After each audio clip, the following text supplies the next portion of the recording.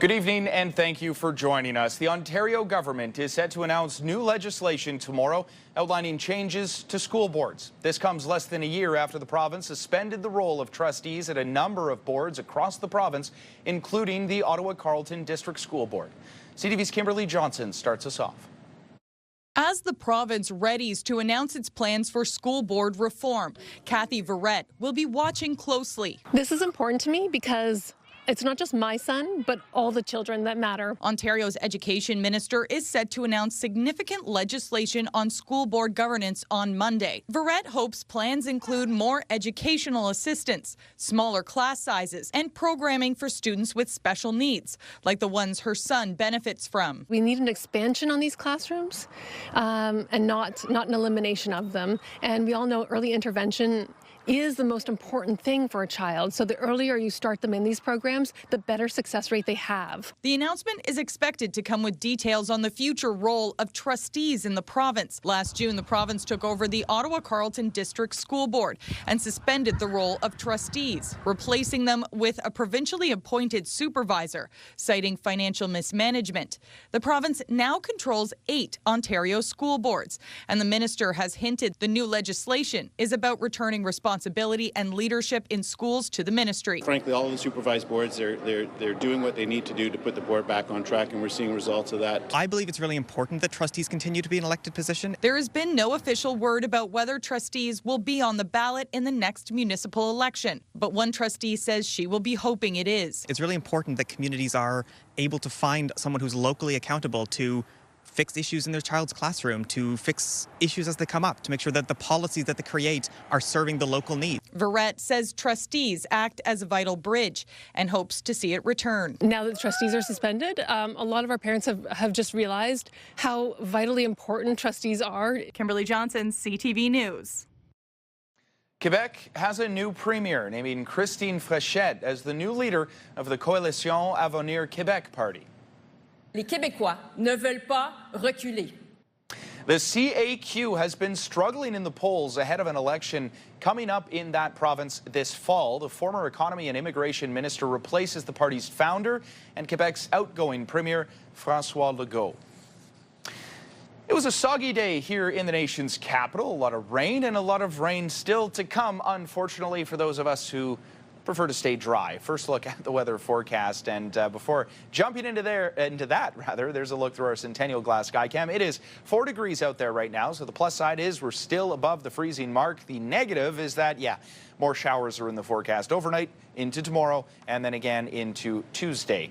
Now, the next 24 hours show we will be getting up to around 17 degrees, so it would be t-shirt weather if we didn't have to wear a rain jacket. Right now, we're sitting at, as I mentioned, 4 degrees. We had a daytime high of 8. One person is dead, and Ontario Provincial Police have closed a park in Perth as an investigation unfolds. Police cordoning off the last dual park area after officers responded to a call reporting someone sustained injuries. That was just before 3:15 this afternoon. That person was taken to hospital where they later died. At this time, it is still not clear exactly what happened, and police, however, say this is believed to be an isolated incident, adding there is no threat to public safety. And a man was taken to hospital in critical condition following a Byward Market stabbing last night. Ottawa paramedics say he suffered the injury in the area of George and William Streets at around 11 p.m. Paramedics say a 30-year-old man was treated for stab wounds to the chest and was treated on scene and then transported to hospital in critical condition. Ottawa police say the injuries were non-life-threatening and an investigation is ongoing. Well, motorists may need to brace for delays along the 417 through downtown Ottawa this summer. Lane closures go into effect tomorrow. Traffic control measures have been set up along the Queensway between Island Park Drive and Kent Street for the final leg of construction of the Rapid Bridge Replacement Project. Starting Monday, the right lane along eastbound 417 will be closed from Carling Avenue to the Rochester Avenue off-ramp, and there will also be temporary lane closures and ramp closures in the area during the construction period. Work planned for this summer will include replacing the noise barrier wall along the highway and improvements to the surrounding streets. Construction is expected to last until late summer. The Ottawa Senators are officially heading back to the playoffs for a second straight year, and excitement is building right across the city as fans are already gearing up and hoping this run for the Stanley Cup will be one to remember. CTV's Josh Morano has more on the playoff buzz. X marks a spot, a playoff spot clinched for the Ottawa Senators. Super excited to watch another year of playoff hockey. Chris Roberts, along with dozens of fans during fan appreciation on the ice at the Canadian Tire Centre, where playoff hockey will soon be played. Since the Olympic break there, we've been crushing it, so I think in the playoffs we're going to do the same. My kids are looking forward to hopefully catching a playoff game coming up soon, so we're looking forward to that. And fingers crossed, round two. Build upon last year. Go, Sens, go! The Sens enter the playoffs as one of the hottest teams, winning 15 games since the Olympic break in February, overcoming a 10-point deficit in the standings, a sign for many that this team is ready for a deep run. Ottawa's a great town. When we're in the playoffs, it's a fever for sure. I got to see it back in 2017. I'm excited to see it again. And that optimism is spreading beyond the rink. We're very excited. Most of our customers are very excited. We have a good hockey following at the pump, and I'm sure we'll have a good turnout. Bars downtown already preparing for another boost to business and are expecting some rowdy nights. Whether the city announces Sens Mile or not, it's going to happen anyway, right? So we're just looking forward to everybody coming down to the street. It's going to be fun. We want to pack it in. I know last year we had a lot of energy, sold out venue for these games, and we're excited to do it again. Let's go Sens. Back at the rink, Roberts says he'll be checking for tickets to cheer on the Senators on their quest for the Stanley Cup. Probably get a game or two in there for sure. Yeah, absolutely. Josh Morano, CTV News. And although the Sens' playoff fate is sealed, they are still battling it out in the regular season. The Sens in New Jersey tonight, taking on the Devils. He was at a knockdown by Zetterlund, moving in, scores! That guy's been red hot. Fabian Zetterlund getting things going for the Ottawa Senators. They would, however, go on to fall in overtime. 4-3 is the final score. The Sens, they actually sat a few of their top players tonight, Stützle, Sanderson, and Brady Tkachuk, who is out with an injury. The playoffs, they start on Saturday. The defending league champions Atletico Ottawa also in action today. They were playing in their second game this season. Out for Bradley Camden, failed, now driven, rebound! Gauteng Tegme makes it 3 for the Cavs!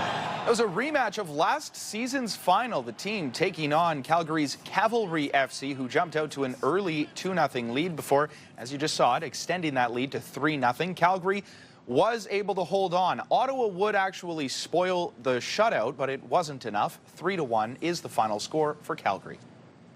Also had one year that I did 1,000,000 kilometers flying.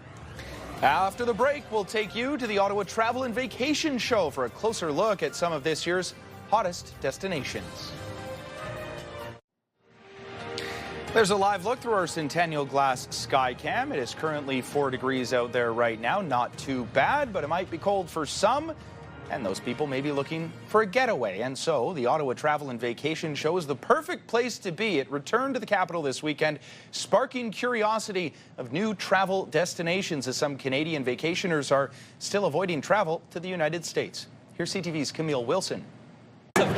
Robert Vave spent years flying other people to their vacation destinations. I was a pilot, just private pilot, but have had opportunities to fly in a number of different countries. And after visiting 128 countries, he's at Ottawa's Travel and Vacation Show, planning a trip for himself. Always looking for new ideas, things that have changed. A lot of countries have gone through a lot of turmoil and a lot of improvements. So it's interesting to see the changes that have happened over the last 10, 20, 30 years. More than 190 travel exhibitors packed the Rogers Centre, Ottawa, representing hundreds of countries from the Caribbean to Africa and Europe to Asia, with many travel and adventure vacation destinations. I think one of the hot places will be in Egypt. Asia, people are thinking of going to China more than they ever have before. Vietnam, and also India. This show giving you the world under one roof and bringing you a taste of cultural experiences before stepping into the country. People are going more and more to the Caribbean rather than going south to the United States. The wake of tariffs and trade tension with the U.S., the event seeing a decrease in American booths. We had 20 U.S. booths booked here for this year, and they all pulled out with the exception of one. It is paramount that we be here talking to Canadians, telling them that we're here. We know some of them have chosen to postpone their plans to visit the U.S. for now, and that is fine, but it's still important for us to be here and tell them that we value them, we love them, and we want them to come and visit us. But for Vive, he's got his sights set on a trip across Europe. We're planning a trip to Transylvania this fall, the Black Sea, starting in Bucharest and then heading to Budapest and then all the way to Amsterdam with Scenic on a couple of river cruises. Camille Wilson, CTV News. Maybe you're looking to get away, but look, honestly, we're about to have some warm weather. It is going to be wet, but maybe just bask in the warmth that we're about to experience, albeit with a rain jacket on. Look at the satellite radar showing all that activity over the course of today. Raining buckets in parts of the capital, and the expectation is for that to continue on and off for the next few days. Tonight's low, 7 degrees. We're already at 4, so obviously that's inaccurate, but we do have a low expected of around 4 is what it should read, similar to Gatineau. 2 degrees is the low in Mont-Tremblant. We've got 17 degrees on tap for tomorrow. Again, periods of rain all across the region, but in the high teens everywhere you look across eastern Ontario and into western Quebec. 15 degrees in Montreal, more rain there as well. The 7-day shows that warm forecast with periods of rain all over. So it'll be a blessing to see the sun when we can. The hottest day is going to be on Friday. 30% chance of showers and a high of 20 degrees. Well, turning now to an iconic moment in the world of golf. His year again. Rory is a rare repeat winner at Augusta. Rory McIlroy winning back-to-back Masters. He joins Jack Nicklaus, Nick Faldo, and Tiger Woods as the only golfers to win 2 green jackets in a row. McIlroy finishing at Augusta National 12 under par. He was 1 stroke better than Scotty Scheffler. France is deeply aware of the sacrifices made by those who came from across the Atlantic. Still ahead, honoring Canadian heroes who fought and died at Vimy Ridge.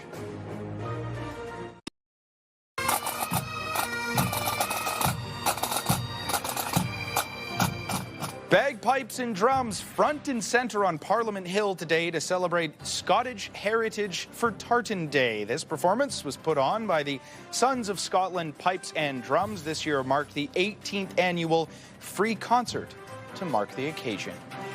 Today also marks the 4th and final day of the Battle of Vimy Ridge during the First World War. There was a ceremony that was held in Toronto this afternoon commemorating sacrifice and holding on to hope. CTV's Rahim Ladani reports. At the front steps of Old City Hall, veterans, family, and French dignitaries stood side by side, marking the Battle of Vimy Ridge and honoring Canada's central role. France is deeply aware of the sacrifices made by those who came from across the Atlantic, who came from across Canada, many of whom had never set foot on European soil. This is the 109th anniversary of the pivotal event during the First World War, a Canadian military victory that came at the cost of more than 3,500 lives, 114 from Toronto alone, while more than 7,000 other Canadians were wounded in the battle. Vimy Ridge stands for sacrifice, courage, freedom and democracy, and most important of all, remind us how precious it is that we have peace. This is a pamphlet from a Legionary magazine from 1934, found in the City of Toronto archives. It announced a Vimy pilgrimage for all ex-servicemen and women, an all-expense tour for $160 for the unveiling of the Vimy Memorial in France in 1936. The special event was so significant, the city allowed staff who served to combine 2 years of vacation to have sufficient holiday to make the trip. These are pictures of Toronto department staff on the steps of Old City Hall before departing for the Vimy pilgrimage. Today, students are learning how this battle symbolizes the birth of Canadian pride, identity, and an unbreakable bond with France. As young people, it is easy to feel hopeless in the face of the world's issues. But after seeing the names of thousands of soldiers carved into the Vimy Memorial, we are here to remind ourselves that hope and peace are always achievable. An optimistic outlook, underscoring the importance of peace. Rahim Ladani, CTV News. People here that I know have had experiences themselves, and they don't necessarily have a place where they can share their stories. Trying to make sense of the inexplicable. We'll take you to a UFO conference right after the break.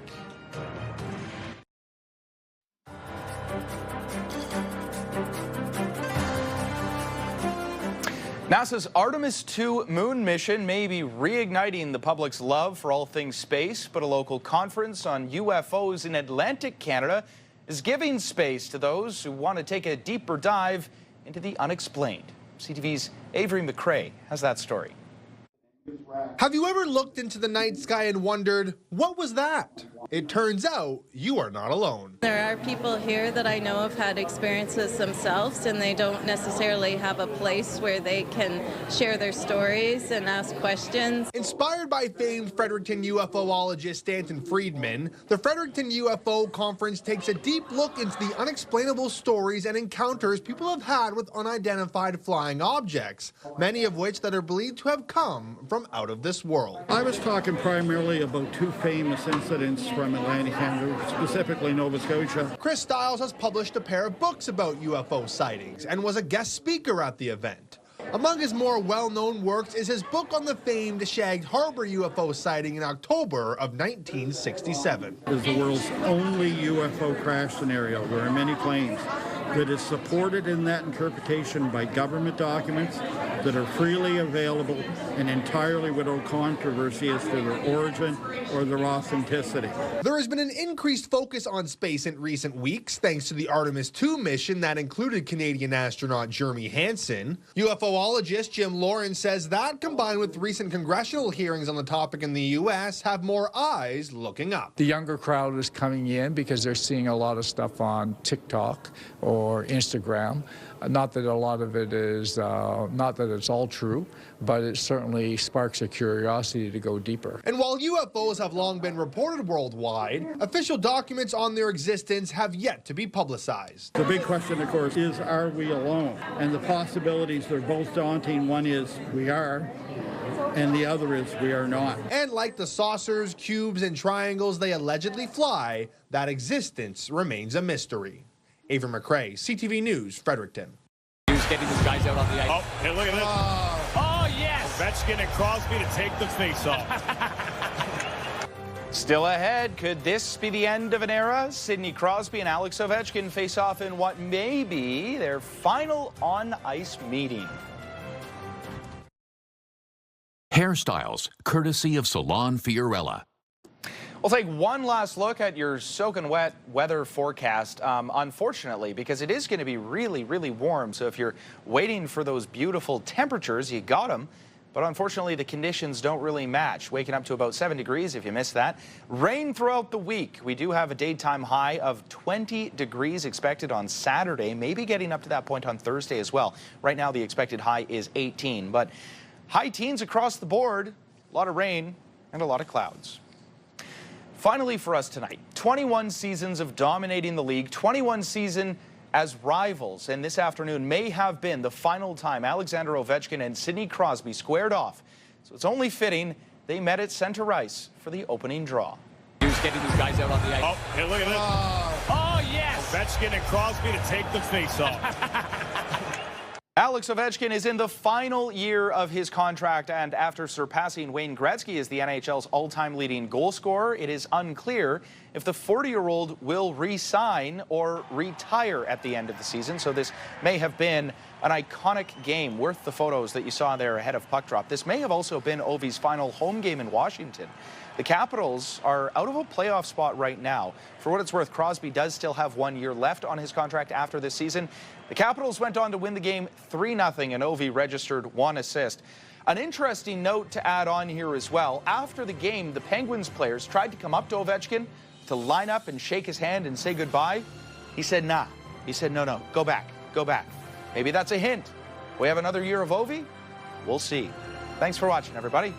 Have a great night.